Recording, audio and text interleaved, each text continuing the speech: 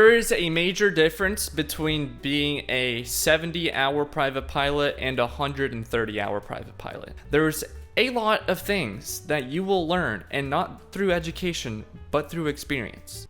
That's kind of the motto that I use a lot. So just bear with me with that. After you pass 100 hours, there's just going to be a lot of things that you're just going to learn and just know. So I'm going to go through a lot of things that I have learned as being a 100, almost 150 hour private pilot. I'm at 137 at the time I'm recording this. I'll make another video when I reach 200 and another one when I reach 500. So let's jump right in and I'll tell you guys some things that I've learned at 137 hours. So the first thing that I've really learned is pre-flight planning for the most part. So when I did my check ride, I was not the greatest at reading a prog chart. I was not the greatest at reading a TAF or kind of like guesstimating with the TAF. I've gotten a lot better at that. And let me tell you why. So there have been a few flights that I have had to cancel. I've had to cancel my Albert Whitted to Naples flight in January, and for Christmas we had to cancel a time building flight. I think it was to Naples as well. I think we were supposed to go to Naples that day too. But yeah, the Naples flight, if I were to have read the TAF better, I would have known that it would have been VFR and I could have made the flight. But reading the TAF prior, it was all saying IFR. So true or false? Well, true and false, I guess. That's the TAF. Terminal Aerodrome Forecast and true and false. But reading a prog chart, you kind of get a lot better when you become a private pilot because you're trying to read it days out in order to kind of come up with a decision whether you want to go or not, and you kind of want to make like an outlook decision. I don't like calling the 1-800-WX brief, so I like doing it myself, and it's also a good idea to do it yourself as well, so you actually learn and know what you're doing. That's kind of like a big thing in aviation, is you learn it, you do it, and you know it. I don't know if you guys have watched The Resident on Netflix, but there is a saying in there that says, say one, do one, teach one. Which that's kind of what you do in aviation as well. You see one, you see a spin, or well, you see a power on stall. Your flight instructor will usually show you how to do one. You do a power on stall. You do them actually quite a bit, you know, in your training. And then you teach one when you become a CFI. And then you are basically perfected on the power on stall. And that goes with everything. Same thing with approaches. You see an ILS, you do an ILS, and you teach an ILS. Same thing with multi. Airlines, I don't know. I mean, I guess if you become a check instructor, you kind of teach one as well. Or if you're just a captain who just wants to teach your first officer. I don't know. I don't know how airlines run. See one, do one, teach one. That's kind of like what you learn in aviation, especially the do part. The do part is where you really learn. If you guys have seen the reason why the door blew open in flight, I've never seen the door blow open in flight before. It's been talked about with me and my instructor about the procedure if that were to ever happen. We've talked about it, but we've never actually like performed the procedure because it's too much of a safety hazard. But I had to do one for myself, which has almost been a year ago now. It would be a year ago in, I think, July 18th was that flight, I'm pretty sure. I can't remember dates off the top of my head good. Hopefully I don't have to teach one, and hopefully that never has to happen again, because that really scared the crap out of me. First time building flight, yeah, just door blows open in flight.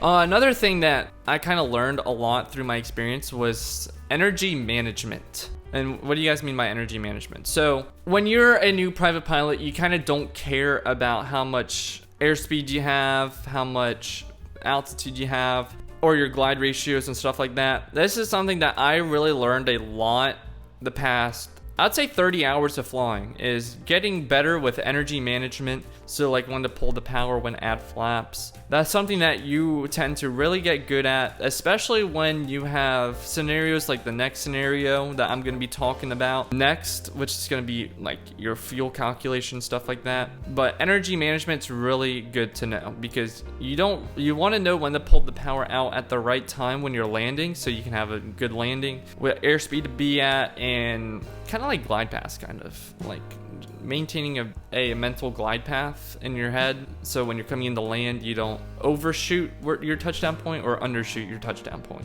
You especially don't want to undershoot your touchdown point at runway 7, 18. You really don't want to undershoot your touchdown point really at any runway at my airport, because runway 7, you're either going into a parking garage or you're going to hit the displaced threshold. Runway 36, if you undershoot that, you're going into the water. Runway 25, you're going into the water. And runway 18, you might clip the pier, which that would not be fun for anyone that day.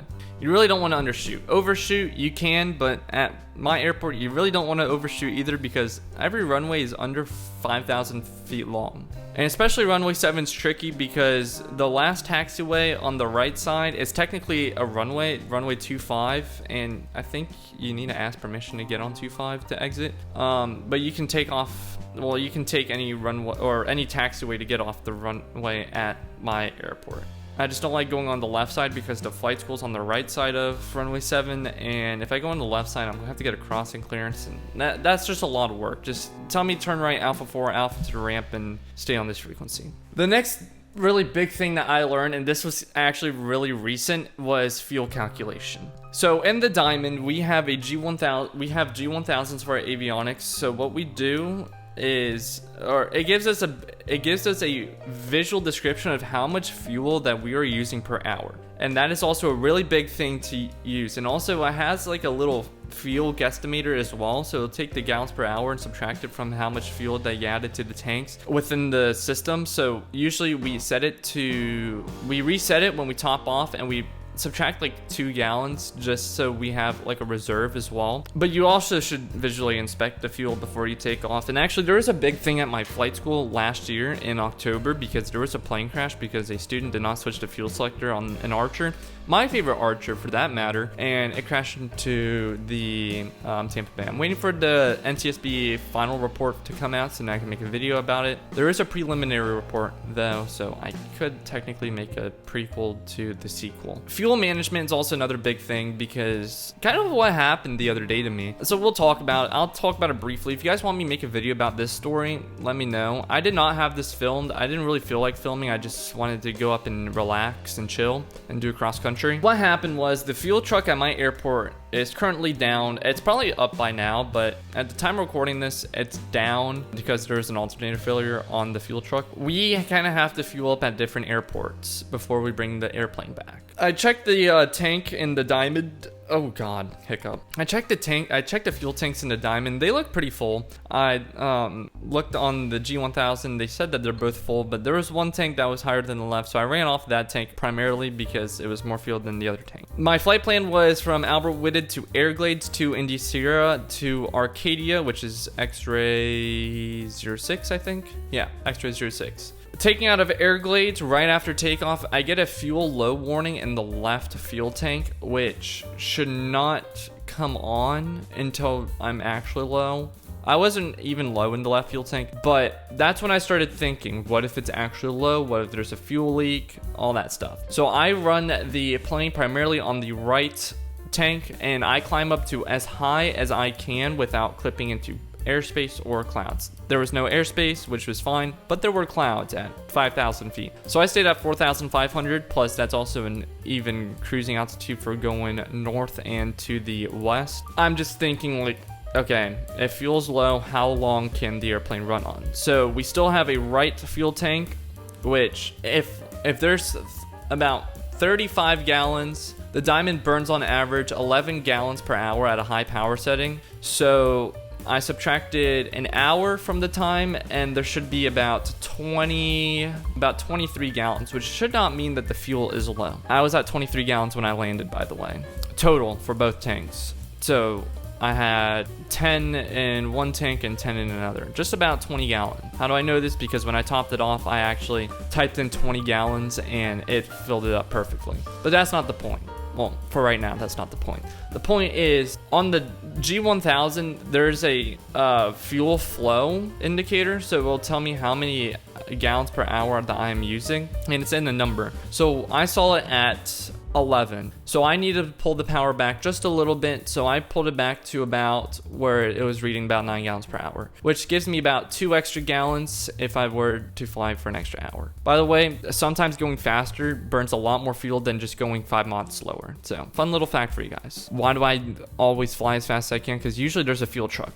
at the airport. That's not really where this story kind of ends at though. So I land at Arcadia, top off, and there's an instructor that texted me because her student had a check ride the next day. So I made sure to not burn as much fuel as I would typically would, flying at a lower power setting. So I tried to aim, so I flew up to about 4,500 feet again, and I tried aiming in between 7 and 6 gallons per hour. So very low power setting, had the mixture leaned out as well, and I actually only made it to Whitted on like 3 gallons of avgas, which is actually really good. But that's also not really things that you think about as a new time private pilot and a very low time private pilot and a kind of a student pilot as well, because student pilots, you guys don't really know like FBO operations or like fuel and stuff. You guys kind of just do the nav log and go, unless you guys are one of the rare bunch who actually like, all right, we'll read the nav log, this,